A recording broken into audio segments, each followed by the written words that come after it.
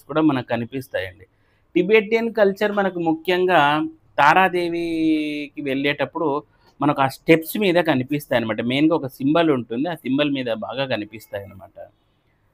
తర్వాత ఇక 15, 16వ శతాబ్దంలో అదే కాలంలో కూడాను మనకు కామాఖ్య దేవత దీంతో పాటు మనకు నవ వైష్ణవ మతము అనేది కూడా అక్కడ ప్రవేశపెట్టడం జరిగింది. ఇది శంకర దేవుడు, శ్రీమంత శంకర దేవుడు అనే ఆయన ఈ నవ వైష్ణవ మతాన్ని కూడా అక్కడ ప్రవేశపెట్టాడు. బట్ నెమ్మదిగా అదైతే తుడిచిపెట్టుకుపోయిందనమాట.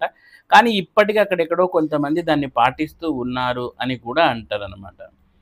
ఇక మనము కామాఖ్యాదేవి యొక్క పార్ట్‌కొస్తే ఇక్కడ శరణాగతి, భక్తి ద్వారా తాంత్రిక విధానాల ద్వారా మనం ఆ సబ్మిషన్ జరిగినప్పుడు, మనము అత్యున్నత స్థాయికి చేరుకుంటాము అనేది ఇక్కడ సుస్పష్టంగా మనకు అర్థమైపోతుంది.